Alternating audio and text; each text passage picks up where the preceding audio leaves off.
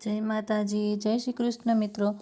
જેમ કે તમે જાણો જ છો કે આ ચેનલ પર હું વાર્તાઓ અને નવલકથાઓ જ રજૂ કરું છું। તેમજ આજે પણ એક નવલકથા જ લાવી છું, જેના મેં 2 ભાગ રજૂ અહીં કરી દીધા છે, જે મારી ચેનલ પર ઉપલબ્ધ છે। અને મિત્રો, તમને આગલા ભાગ જોવા અને ગોતવા સરળ પડે એ માટે ડિસ્ક્રિપ્શન બોક્સમાં બંને ભાગની લિંક મેં આપેલી છે। તો મિત્રો, તમે લિંક પર જઈ અને આગલા વિડીયો ન જોયા હોય તો જોઈ લેજો। આજની નવલકથા ખૂબ જ રસપ્રદ છે, દેવલને વેરીમાં વળાવી। જેમાં આપણે આગળ જોયું કે દેવલને વેરીમાં પરણાવી છે। સાસરિયામાં દેવલને તેની સાસુ અને નણંદ ખૂબ જ દુઃખ આપે છે। આજના ભાગમાં જોઈશું કે દેવલના પિતા અને સાસરીમાં વેર કઈ રીતે અને કોના લીધે ઊભું થયું હતું। તો ચાલો મિત્રો, આ નવલકથામાં અંત સુધી બન્યા રહેજો। અને તમે મારી ચેનલ પર નવા હોવ તો વિડીયોને લાઇક, શેર અને હજુ સુધી સબસ્ક્રાઈબ ન કરી હોય તો સબસ્ક્રાઈબ કરવા નમ્ર વિનંતી। અને થોડો કિંમતી સમય કાઢી અંત સુધી બન્યા રહેજો। કરુણભા તેમના વિચારોમાં ઊંડા ઉતરતા જતા હતા। આજથી 10 વર્ષ પહેલાં બનેલી ઘટના એમની આંખો સામે ફરી તાજી થતી હતી। કરુણભા અને હમીરભા વચ્ચેનું વેર આમ તો 6 પેઢીથી ચાલ્યું આવતું હતું, પણ જેમ કોઈ ઘટાટોપ વૃક્ષને સમયસર પાણી આપવામાં ના આવે તો તે સુકાઈ જાય, તેમ જો કોઈ દુશ્મની હોય અને તેના યોગ્ય સમયે તિખારા ના થાય તો તે પણ વૃક્ષની જેમ જ સુકાવા લાગે છે। છેલ્લી 2 પેઢીથી આ વેર આવા જ એક વૃક્ષની માફક સુકાતું જતું હતું। ભલે કરુણભા અને હમીરભા વચ્ચે કોઈ વ્યવહાર નહોતો, પણ જ્યારે પ્રસંગોપાત ભેગા થતા તો રામ રામ કરતા અને સાથે કહુંબા પાણી પણ કરતા। પણ આ સુધરતો સંબંધ એ વિધાતાને નહીં ગમ્યો હોય, જે દેવલના દુર્ભાગ્યનું નિર્માણ કરતી હશે, અને કદાચ એટલે જ એક નાનકડા બનાવે એમની દુશ્મની પાછી જીવતી કરી નાખી। સેજ કપડની એક છોકરી હતી, જેનું નામ જમકુ હતું, જેને સુલતાનપુરમાં પરણાવેલી। નાતે નાનું વરણ હતું, એટલે ગામની બહાર નાના નાના ઝૂંપડા જેવા મકાન બનાવી આખા સમાજ સાથે જમકુનો પરિવાર પણ રહેતો હતો। જમકુના પતિનું નામ વિઠ્ઠલ હતું। વિઠ્ઠલ મજૂરી કામ કરતો, પણ એના એકલાથી ઘરનું ગુજરાન ચાલે એમ નહોતું, એટલે જમકુ પણ દાડી કરવા જતી અને સાથે 3-4 બકરીઓ પણ રાખતી। જમકુ એટલે કુદરતની કળાનો બેનમૂન નમૂનો। નાનપણથી જ મજૂરી કરેલી એટલે વણ તો શ્યામ થઈ ગયેલો, પણ કસાયેલું શરીર એની સુંદરતાની સાક્ષી પૂરતું હતું। શ્યામ વર્ણની આ છોકરી નમણી બહુ લાગતી। કહેવાય છે કે સ્ત્રી પુરુષ બંનેનો ચહેરો એની હડપચી એટલે કે દાઢી પરથી નમણો લાગે છે। એવી જ રીતે જમકુની નમણાશ પણ એની હડપચી ઉપરથી ખીલી ઉઠતી હતી। પહેલેથી જ સેજ કપૂરનું મીઠું પાણી પીધેલું એટલે જીભની મીઠાશ તો હતી જ, એની સાથે સાથે એના વ્યક્તિત્વને ઉજાગર કરતું એનું નિર્દોષ હાસ્ય પૂરા સમાજમાં જમકુ બધાને બહુ વાલી લાગતી, પણ કોઈકને કણાની જેમ ખૂંચતી પણ હતી। તો મિત્રો, વાર્તા આગળ વધારું એ પહેલાં તમે મારી ચેનલ પર નવા હો તો સબસ્ક્રાઈબ કરવા નમ્ર વિનંતી। એકવાર જમકુ ખેતરેથી ઘેર પાછી આવતી હતી। એની સાથે 3 બકરીઓ તથા થોડો ચારો અને એક નાની દાતરણી કેળમાં રાખેલી હતી। ત્યાં અવાવરું રસ્તામાં એમના જ સમાજનો એક છોકરો, જેનું નામ શંકરો, તેણે જમકુનો માર્ગ રોકીને ખરાબ માંગણી કરી। જમકુ તો તરત જ કેળમાંથી દાતરડી કાઢી ઊભી રહી ગઈ અને કહ્યું, જો એક ડગલું પણ આગળ વધ્યો તો આ તારી માં સગી નહીં થાય। શંકરો તો બીકનો માર્યો નીકળી ગયો, પણ આ વાત તેને દાઢમાં રાખી। શંકરાએ ગામમાં જમકુના ચારિત્ર્ય વિરુદ્ધ અફવાઓ ફેલાવવાનું ચાલુ કર્યું, જેની સૌથી વધુ અસર વિઠ્ઠલ પર પડી। એમના સુખી દાંપત્ય જીવનમાં તિરાડ પડવા લાગી। રોજે રોજ માથાકૂટ અને ઝઘડા વધવા લાગ્યા। એક દિવસ ઝઘડાએ હદ વટાવી દીધી। સવારમાં જ જમકુને ખૂબ મારી અને એટલાથી દાદ ના ઓલવાતા ગરમ થયેલા તવેથામાં ડામ હાથ પર દઈને ઘરની બહાર કાઢી મૂકી. જ્યારે ગુસ્સો મગજ પર હાવી થઈ જાય અને મન કામ કરવાનું બંધ કરી દે ત્યારે થાક પણ નથી લાગતો અને ચમકુ પણ ગુસ્સામાં ને ગુસ્સામાં સેજ કપડ તરફ ચાલતી થઈ ગઈ. આખો દિવસ અને રાત ચમકુ ચાલતી જ રહી. સવારના 7 વાગ્યા હશે એ સેજ કપર પહોંચી અને શામજીભાઈ એટલે કે ચમકુના પિતા હજુ મજૂરીએ જવાની તૈયારી જ કરતા હતા. એ ફાટેલા તૂટેલા અને મેલા ઘેલા કપડાવાળો માણસ ખંભે પાવડો નાખી કપાસની સાઠીઓ અને ઘાસના બનેલા બારણાને આડું કરતો હતો. એ ડગમગતા અને જર્જરિત દેહને બારણું બંધ કરવું જ કઠિન લાગતું હતું. ત્યાં ચમકુને આવતી દીઠી પોતાની દીકરીને જોતાં જ હૈયું ભરાઈ ગયું. બાપ તો બાપ છે ને, રાજા હોય કે રંક, પછી અમીર હોય કે ગરીબ, બાપ દીકરીનો પ્રેમ તો અદ્ભુત હોય છે. એક વર્ષથી સુકાયેલો વહાલનો વીરડો ફરી વહેવા લાગ્યો. એમનું હૃદય આજે બળતાથી થતાં ઉજાસ જેવું હતું. દીકરી આવવાની ખુશી તો હતી જ, પણ અચાનક આવવાનો ઉચાટ પણ હતો. ચમકુ તો આવતાની સાથે જ દોડીને શામજીભાઈને બથ ભરી લીધી અને મોટેથી રડવા લાગી. એક દીકરી પોતાની માને સારી મિત્ર માને છે અને એની આગળ હૃદય ખોલીને વાત કરે છે. પણ જો હૃદય ખોલીને રોવાનું મન થાય તો બાપના ખંભા સિવાય સારી જગ્યા એકેય ના હોય. પહેલી નજરે તો શામજીભાઈને એવું જ લાગ્યું કે ઘણા સમયે બાપનું મોઢું જોયું એટલે પોતાના પ્રેમનો ઉભરો ઠાલવે છે. એ બાપનો ધ્રુજતો હાથ દીકરીની પીઠ પર ફરતો હતો અને ચમકુને શાંત કરવાની કોશિશ કરતા હતા. અચાનક એમનો હાથ એક લાકડીના મારના નિશાન પર અટકાઈ ગયો. મનમાં એક ધ્રાસકો છૂટ્યો. ચમકુને છાતી પરથી અલગ કરીને ઉતાવળે જ પૂછી લીધું, શું થયું બેટા? મને કેમ બરડા પર મારના નિશાન હોય એવું લાગે છે? નાની આવતી પવનની લહેરખીઓમાં ઉડતા સફેદ વાળ અને ધ્રુજતી દાઢી સાથે એ બૂઢો બાપ ચમકુને વિસ્મયતાથી પૂછી રહ્યો હતો. એના ચહેરા પર એક અલગ જ પ્રકારની ચિંતા છવાઈ ગઈ હતી.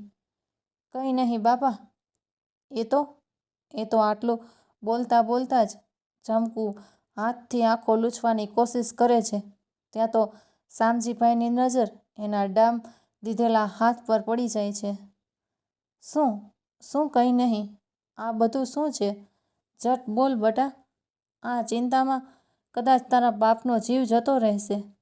એ માણસ પોતાની દીકરીના બંને બાવડા પકડી થોડી હચમચાવી દીધી. પછી એ ડામના ઘાવ જેવા લાગ્યો. 24 કલાક થઈ ગયેલા એ ઘાવ સાવ કોચવાઈ ગયા હતા. બેટા, મેં મારી દીકરીને મહેંદીવાળા હાથે મોકલી હતી, આવા ઘાવવાળા હાથ સાથે નહીં. બેટા, જે હોય તે સાચું કહી દે, અને જો સાચું નહીં કહે તો આ તારા બુઢા બાપનું મરેલું મોઢું ફાડીશ. હવે શામજીભાઈની આંખો છલકાઈ હતી. એ ચિંતાતુર ચહેરા ઉપર એક નવી જ જવાની ફૂટતી જતી હતી. ચમકુ પણ બાપના સમ સાંભળીને મનથી ભાંગી પડી. તે હૈયાનો ભાર હલકો કરવાની કોશિશ કરતી હતી અને એટલે જ એ ધ્રુસકા ભરતી ફરી એના બાપને વળગી પડી. એક સામાન્ય માનવ સ્વભાવ છે કે અચાનક જ ખુલેલું હૃદય એવા શબ્દોનો સેલાબ લાવે છે કે જે સ્વજન માટે અસહ્ય હોય છે. હે બાપા, મારે તો માં નહીં એટલે હું કોને કહું? બાપા, મારી વાત કોણ સાંભળે? નહીં માં કે નહીં મારો માળી જાયો ભઈ. બાપા, હું ન ભઈ ત્યારે આ બધા મને મારે ને? બાપા, મારે એક ભાઈ હોત તો કેટલું સારું હતું. ઈ મને માર પડવા દેત. ચમકુ તો ધ્રુસકા ભરતી બોલી જ જતી હતી, પણ આ બધા શબ્દોથી શામજીભાઈનું હૃદય ચીરાઈ ગયું હતું. ચમકુ જ્યારે 9 મહિનાની હતી ત્યારે જ શામજીભાઈના પત્નીનું દેહાંત થઈ ગયું હતું. ચમકુને ઉછેરીને શામજીભાઈએ જ મોટી કરેલી. આજે જમકુના આ શબ્દો શામજીભાઈને કાંટાની માફક ખૂંચતા હતા. એ ડગમગતો દેહ ધીરે ધીરે સ્થિર થવા લાગ્યો હતો. આજે આ ધરતી પણ પોતાની જગ્યા ના છોડી શકે એટલી જોરથી એમનો પગ દાબાતો જતો હતો. વાંકું વળેલું ખોડિયું ટટાર થવા લાગ્યું હતું.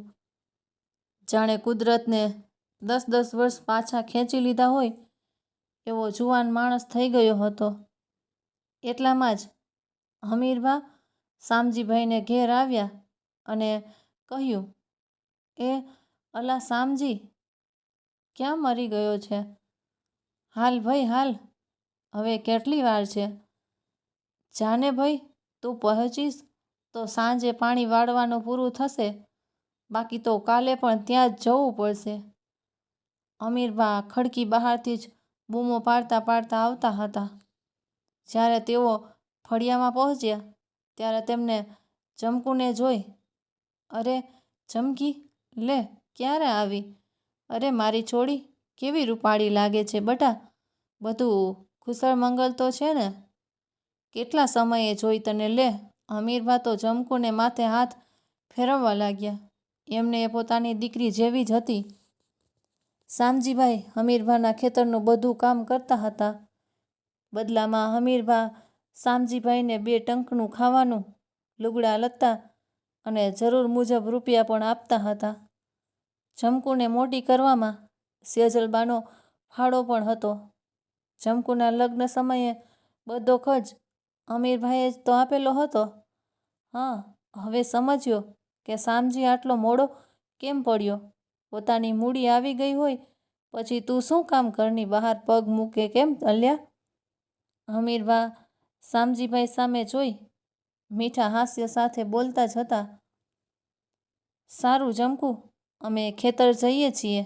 બપોરનું ભાત લઈને તું જ આવજે અને એ સમયે તારા બાપ પાસે બેસી લેજે અને મારી સાથે પણ વાત કરી લેજે. ત્યાં સુધી તું મારા ઘરે જા, તારી બા પાસે બેસજે. એ પણ કેટલી રાજી થશે તને જોઈને. દેવલને પણ ગમશે. રોકાવાનું છે ને હમણાં? હમીરભાને તો આ ઘટનાની કંઈ ખબર જ નથી, એટલે એ તો બોલીએ જતા હતા. જમકુ એકદમ ચૂપ હતી. શામજીભાઈ પણ મૂંઝવણમાં હતા કે કઈ રીતે કહેવું. પછી શામજીભાઈ જ બોલ્યા, બાપુ, તમારાથી શું છુપાવવાનું? હમીરભાનું ધ્યાન શામજીભાઈ તરફ ખેંચાયું. કેમ, શું થયું? રૂપિયા જોઈએ છે? કંઈ તકલીફ છે? જે હોય તે બોલ, ઝટ બોલ, શું થયું? હમીરભા તો ફટાફટ બોલવા લાગ્યા. ના બાપુ, એવું નથી, પણ આ જ્યારથી આવી ત્યારથી રૂવે જ છે અને હું નભાઈ અને મારે માં નહીં એવા ન બોલવાના શબ્દ બોલે છે. એનો બરડો તો જુઓ, બહુ મારી છે મારી દીકરીને, અને પાછા એ નાલાયકે એના હાથ પણ દજાડ્યા છે. હવે હમીરભાનું ધ્યાન જમકુ તરફ ખેંચાયું અને શરીર ઉપરના બધા ઘા જોયા. આ બધું જોઈને તો એમનું લોહી ગરમ થઈને વહેવા લાગ્યું. જમકુ, પૂરી વાત કર, શું થયું છે? એક સાથે જ બોલી ગયા. જમકુએ બધી માંડીને વાત કરી. હમીરભા દુઃખી થઈ ગયા અને શામજીભાઈની આંખો તો છલકાઈ ગઈ. કેમ, કોઈ વાંધો નહીં બેટા, 5-7 દિવસ અહીં રોકાઈ જા. જો વિઠ્ઠલ લેવા આવે તો ભલે, નહીંતર પછી હું જ મૂકવા આવીશ અને વિઠ્ઠલને પાઠ ભણાવીશ. તું જરાયે ચિંતા ના કર. તારે એવું થોડું બોલાય કે માં નહીં, તારી સેજલબા નથી? 2 બાપ છે. તું શાંતિથી રહે અને આપણા ઘરે જા અને ત્યાં વિહામો કર. થાકી ગઈ હશે, આખી રાત ચાલી છે તું, અને ભાતનું ભીખુને કહેતો જાઉં છું, એ આપી જશે. તું ના આવતી. અને શામજી, તું પણ ચિંતા મૂકી દે, હું છું ને, જરાયે ફકર કરીશ નહીં. ચાલ આપણે ખેતર જઈએ. અને જમકી, તું મારા ઘરે જા, સાંજ સુધી ત્યાં જ રહેજે. હમીરભા એક સાથે ઘણું બધું બોલી ગયા, જેથી જમકુ અને શામજીભાઈનો જીવ હેઠો બેઠો, કારણ કે એક મોટા માણસનો દિલાસો મળી ગયો હતો. એ પણ ઘણું હતું. હમીરભા, શામજીભાઈ અને જમકુ ત્રણેય ઘરની બહાર નીકળી ગયા અને શામજીભાઈ અને હમીરભા ખેતર બાજુ રવાના થયા અને જમકુ હમીરભાના ઘર બાજુ હાલતી થઈ. હમીરભા ભીખુભાના ઘરે ગયા. અલા ભીખુ, શું કરેશ? બહારથી જ સાદ કર્યો. ભીખુભાને આવતા થોડી વાર લાગી. શરીર મોટું એટલે ડેલીમાંથી માંડ માંડ નીકળી શક્યા. ભીખુભા બહાર આવ્યા એટલે શામજીભાઈ તો તરત જ હમીરભા પાછળ લપાઈ ગયા. કારણ કે ભીખુભાને ટેવ હતી કે વાતો કરતાં કરતાં પીઠ ઉપર ધબ્બો મારી દેતા, જે શામજીભાઈ ખમી શકે એમ નહોતું. આવ મારા જીગરના કટકા, આવ. આટલું બોલતા તો હમીરભાને ધબ દઈને પીઠ ઉપર એક હાથ મારી દીધો. શામજીભાઈ તો જેમ વાંદરો કૂદે એમ કૂદીને આઘા જતા રહ્યા. એ કાળમુખા, રાવણના ભય, આમ તારો ભા કોઈ મારે? હમીરભા તો હસતા હસતા પીઠ પર હાથ ફેરવતા ભીખુભાને કહેવા લાગ્યા, હવે તું જે કહે એ, બાકી તો મારો ભાઈ તો તું છે. આવું બોલી ભીખુભા આડકતરી રીતે હમીરભાને રાવણ કહેતા હતા. આવ આવ, ચા પીવી. હસતા હસતા ભીખુભાઈએ હમીરભાને આવકાર્યો. ના ભાઈ ના, ચા નથી પીવી, પણ કામથી આવ્યો હતો. આજે બપોરનું ભાત મારા ઘરેથી ખેતર પહોંચાડવાનું છે, તો સમયસર પુગાડી દેજે. અને જો તારે પણ હારે ખાવાનું હોય તો તારા ઘરેથી જ લેતો આવજે. ભાગ ન પડવતો. હાહરા, રાક્ષસ જેવો ખાવા બેસ એટલે કોઈનો વારો જ નથી આવવા દેતો. હમીરભા દાંત કાઢતા કાઢતા ભીખુભાને કામ ચીંધતા હતા. ના ના, હું તો ખાઈને જ આવીશ, પણ આ તો તમારી ભેગું 2 કોડિયા ખાઈ લઈશ. આવી મિત્રતાની મશ્કરી સાથે બંને મિત્ર અલગ પડ્યા. અને આ બાજુ જમકુ હમીરભાના ઘરે પહોંચી. સેજલબા હજુ શિરામણના વાસણ ધોતા જ હતા. 7 વર્ષની દેવલ પણ સેજલબા પાસે બેઠી હતી અને વધુ પાણી ઢોળી વાસણ ધોવાનું શીખતી હતી. એટલા જમકુનું આગમન થયું. બા!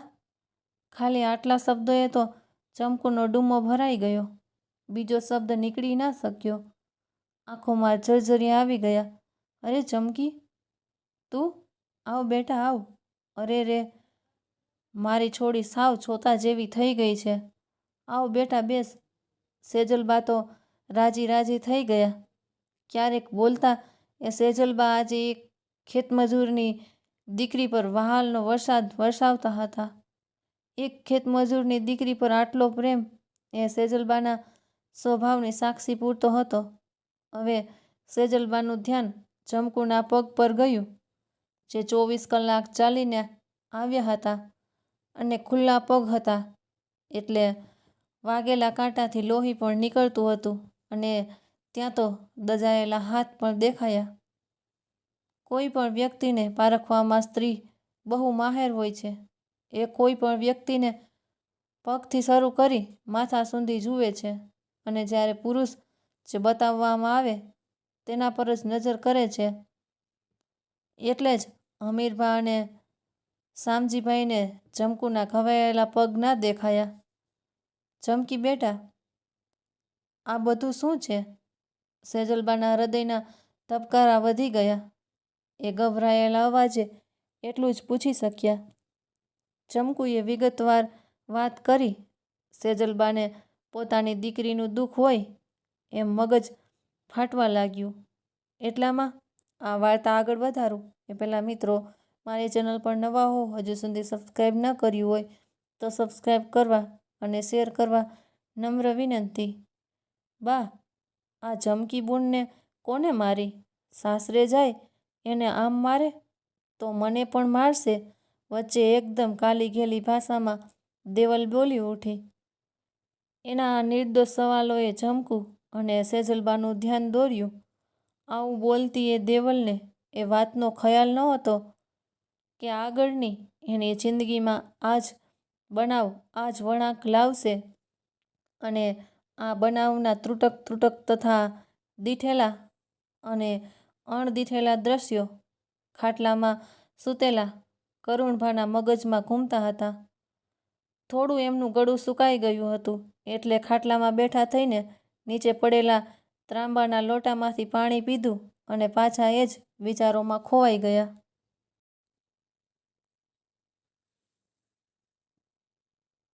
આજે આ બધા વિચારો કરુણભાને ઊંઘવા નથી દેતા. એ એમના ખાટલામાં પડખા ફેરવ્યા કરે છે. તે ખાટલામાંથી બેઠા થઈ નીચે પડેલી ચલમ ઉપાડે છે, ગળાકું ભરી સળગાવે છે અને વળી પાછા ચલમ પીતા પીતા એ જ વિચારોમાં ખોવાઈ જાય છે. એમને જોયેલી એ 8 વર્ષની દેવલ એની નજર સમક્ષ રમવા લાગે છે. દેવલના નિર્દોષ સવાલોએ સેજલબા અને ચમકુનું ધ્યાન ખેંચ્યું. મારી નાનકી બોનને તો રજવાડા જેવું હારું મળશે, બેય બોનને આવું થોડું હોય. આટલું બોલતા ચમકુની આંખો પાછી રેલાવા લાગી. ચમકી, આ તારી બા હજુ જીવે છે. એકેય બોનને દુઃખ નહીં પડવા દઉં. મેં ઘણું જ સહન કર્યું છે ચમકુ, હવે એ તારી ઉપર નહીં થવા દઉં. સેજલબા થોડા ગુસ્સા સાથે ગંભીર હતા. ચમકુને તો જાણે સગીમાં આશ્વાસન આપતી હોય એવું લાગ્યું. વાસણની સાથે ચમકુની આંખો અને સેજલબાનું હૃદય પણ ધોવાઈ ગયું હતું. સેજલબાએ પોતાના હાથ ધોઈ એક ભીનો હાથ દેવલના મોઢા પર ફેરવીને ઊભા થઈ ગયા. સાથે સાથે દેવલ પણ ઊભી થઈ ગઈ. આવ ચમકુ, બેસીએ. એ ઊભેલી કિસ્મતની મારી છોકરીને સેજલબાએ મીઠો આવકાર આપ્યો. ત્રણેય ઘરની ઓસરીમાં બેઠા હતા. સેજલબાની મીઠી વાણી એ ડાહી દીકરીને ધીમે ધીમે ગળે ઉતરતી જતી હતી. હવે દેવલે પૂછેલા નિર્દોષ સવાલોનો જવાબ સેજલબા આપે. થોડા સમય પહેલાં આવેશમાં આવી બોલેલા પોતાના જ શબ્દો કદાચ પાછા વળી રહ્યા હતા. અરે બટા, જો કોઈ છોડી સાસરે હોય અને એને માર ન પડે કે પછી કડવા શબ્દ ન સાંભળે તો એનું સાસરે રહેવું જ અફળ છે. આ તો બધું સાંભળવું જ પડે અને એમાં કોઈ નવી વાત નથી. અને એટલે જ તો ઉપરવાળા સ્ત્રીઓને વધુ સહનશક્તિ આપે છે. સેજલબાની આ શિખામણ દેવલ માટે હતી, પણ આડકતરી રીતે એ ચમકુને પણ સમજાવવાની કોશિશ કરતા હતા. એ સમય વહુઓ માટે બહુ જ ખરાબ હતો. સેજલબા જેવું સમજદાર ફૂલ પણ આ કડવાશમાં કરમાઈ ગયું હોય તો ચમકુ અને દેવલની શું વાત કરવી. સેજલબાના શબ્દોથી ચમકુ શાંત થતી જતી હતી. જેમ બગીયો ઢોલ બંધ થતાં યુદ્ધોનું સુરાતન ઉતરી જાય, જેમ કેફી માણસને કેફ ઉતરતા જૂના ઘાવ પાછા યાદ આવે છે, એમ જ કેફની જેમ ચમકુનો ગુસ્સો ઉતરી ગયો હતો. અને એટલે જ હવે આ પગના અને શરીરના ઘા પીડા આપવા લાગ્યા હતા. હવે એનાથી આ દુઃખ સહન નહોતું થતું. એ પોતાનું ડીલ લાંબુ કરી માથું સેજલબાના ખોળામાં મૂકી દે છે. સેજલબા પણ પોતાની દીકરીને વહાલ ભર્યો હાથ માથે ફેરવતા જાય અને 7 વર્ષની દેવલ આ બધું સજ્જડ નજરે જોઈ રહી છે. આમ તો એવડી છોકરીને ચમકુની ઈર્ષા થવી જોઈએ, પણ એવું ના બન્યું. સમજદાર દેવલ પણ થોડી ઊભી થઈ તીંચળથી પગ વાળી એની મોટી બેનના બાવડા પર હાથ ફેરવવા લાગી. જ્યારે પણ દુઃખમાં કોઈ સ્વજનનો હાથ માથા પર ફરે છે ત્યારે સ્વાભાવિક જ છે કે આંખો રડી લે છે. ચમકુ સાથે પણ એવું જ થયું. એ પાછી રૂંધાયેલા ગળે લવા વાળવા લાગી. બા, સમાજની કડવાશથી તો પૂરો કોઠો કડવો થઈ જાય, પણ ધણીની શંકાની નજરે તો પૂરું હૃદય કાળું પડી જાય. પાડી દીધું. દુઃખ તો થાય ને. આ જવાબે સેજલબાને ધ્રુજાવી દીધા. કારણ કે સમાજની કડવાશનો અનુભવ તો દીકરો ના હોવાથી થયો હતો, પણ હમીરભાનો અવિરત પ્રેમ એમને દુઃખની પ્રતીતિ થવા દેતો ન હતો. આજે ચમકુનું દુઃખ એમના કરતાં વધુ લાગ્યું. પોતાના મનને વહેતા પ્રવાહમાંથી કિનારે લાવવાની જરૂર દેખાઈ. એટલે જ વાત બદલવા માટે એમનો ચહેરો પાછો એક સાધુની જેમ શાંત કરી દીધો. ચમકી બેટા, તું ઘડીક સૂઈ જા. હાલ જોઈ, હું તારા પગના કાંટા કાઢી દઉં અને દાઝેલા ઘા ઉપર થોડું ઘી લગાવી દઉં. સેજલબા ચમકુના માથે હાથ ફેરવી કહી રહ્યા હતા. ચમકુને ઊભી કરી ખાટલામાં સુવડાવી અને સેજલબા એક વાટકામાં ઘી કાઢી લાવ્યા. પહેલાં તો એના પગને ભીના કપડાથી સાફ કર્યા. એક બે કાંટા હતા એ કાઢ્યા. ત્યારબાદ ઘી ચમકુના તળિયે લગાવવા લાગ્યા. પ્રેમથી પગના તળિયે ફરતો સેજલબાનો હાથ ચમકુના મનના ઘાવને રૂઝાવતો હતો, તો બીજી બાજુ ઘી પગના ઘાવને અસર કરતું હતું. ત્યારબાદ હાથ પર ઘી લગાવ્યું. એક તો થાકેલું શરીર અને ઉપરથી થાકેલું મન. બસ એ તો થોડી વાર જ હિબકા ભરતી ભરતી સૂઈ ગઈ. એક દીકરીની જેમ મોટી કરેલી ચમકુનું દુઃખ તો હતું જ, પણ કામ કર્યા વગર ચાલે એમ પણ ન હતું. એટલે તે વળી પાછા પોતાના કામમાં પરોવાઈ ગયા. થોડું આડું અવડું કામ કરી રસોઈની તૈયારી આદરી દીધી. દેવલ પણ ગામની નાનકડી નિશાળમાં ભણવા જતી રહી હતી. થોડી વારમાં જ તો 6 બાજરાના રોટલા, મગની દાળનું શાક, ઘીથી લથબથ કરેલો ગોળ અને થોડા મરચાં તેલમાં તળી નાખ્યા. ભાત તૈયાર થઈ ગયું હતું. એ વિચારતા હતા કે હું જ ખેતરે જઈને ભાત આપી આવું, પણ એમ થયું કે ચમકુ અહીં સૂતી છે, કદાચ જાગી જાય અને કોઈ ખરાબ વિચાર આવી જાય તો હજુ તો એ આ અવઢવમાં હતા ત્યાં તો ભીખુભાના જોડાનો અવાજ આવ્યો. એમના એ પગરખા જ 3-3 કિલોના હતા. એ ગાડાના ટાયરમાંથી બનાવડાવતા હતા. તોય એ ગાડાના ટાયર પહેલાં તોડી નાખતા. હવે વિચારોને 160 કિલો વજન, એ જોડા ખમે ખરો? થોડા ફાટી જાય તો મોચી પાસે સંધાવા જાય ત્યારે મોચીને એ ખાહડાની હાલત જોઈ દયા આવી જતી. મોચી પણ શાંતો એ જોડાને મનમાં કહેતો, અરે અભાગ્યા, એવો તો શું પાપ કર્યા છે કે આ પગમાં રહેવાનો તારો વારો આવ્યો? બેન, ભાત તૈયાર છે ને? અમીરભાની ડેલીમાં પગ મૂકતા જ પૂછી લીધું. હા, આવો ભાઈ, પણ તમે કેમ લેવા આવ્યા? સેજલબાના મનની દુવિધા દૂર થઈ ગઈ એટલે હસતા હસતા કહ્યું, આ તમારો ધણી ક્યાં શાંતિથી રહેવા દે છે?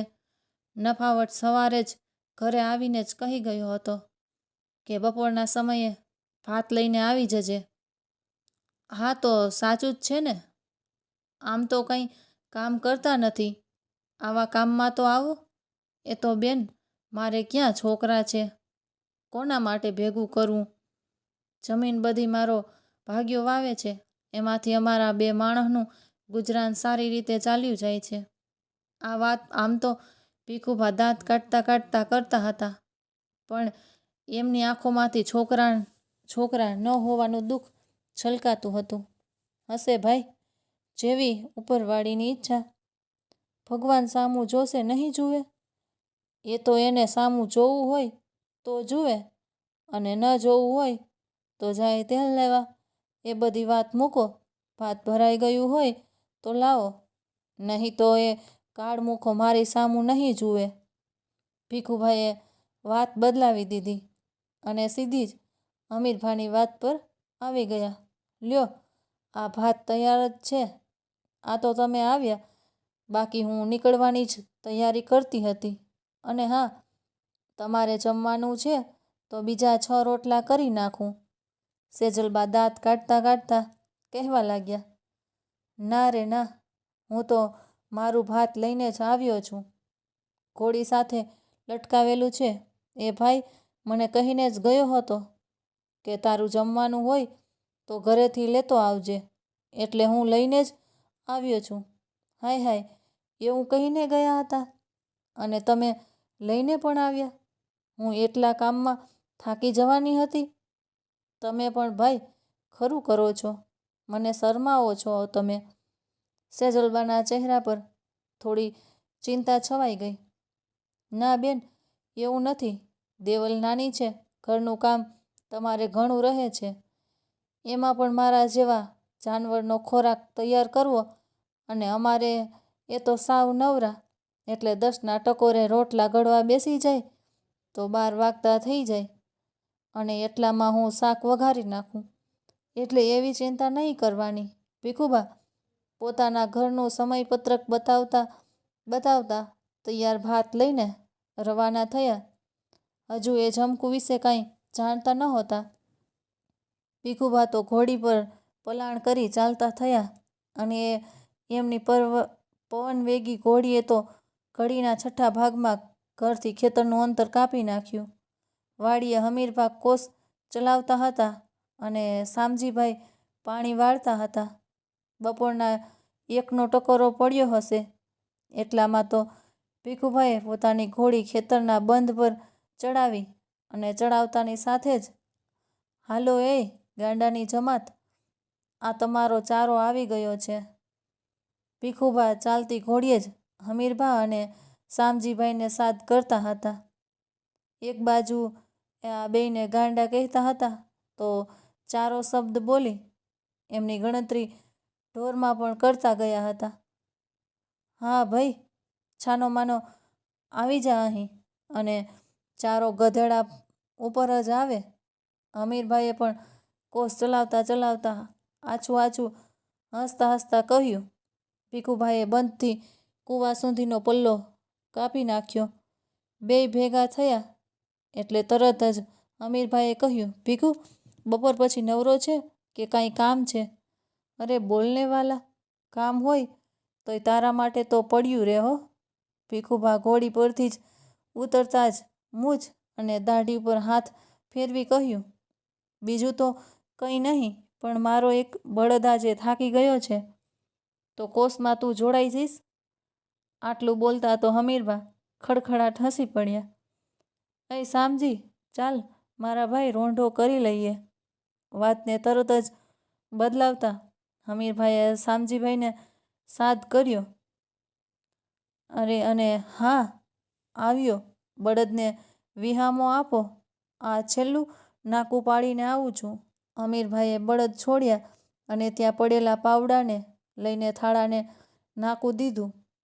ત્યારબાદ હાથ ધોઈને માથે બાંધેલા ફાળિયાથી મોઢું લૂછી નાખ્યું અને પાછું મનથી તો હસતા જ હતા.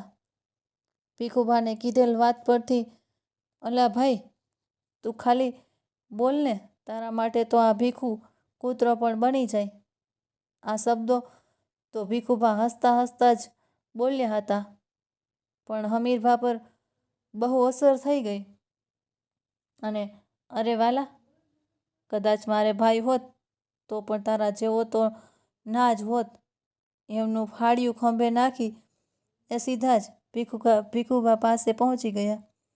ત્યાં શામજીભાઈ આવી ગયા અને બોલ્યા, હાલો ખાઈ લેશું. ને ત્રણેય સાથે જમવા બેઠા. થોડી ભાત વિશે ચર્ચા ચાલી પછી સીધી જ વાત શામજીભાઈએ ચાલુ કરી અને એ પણ ભીખુભાને સંબોધીને, હે બાપુ, તમે ભાત લેવા ગયા તો મારી જમકુ હતી ઘરે?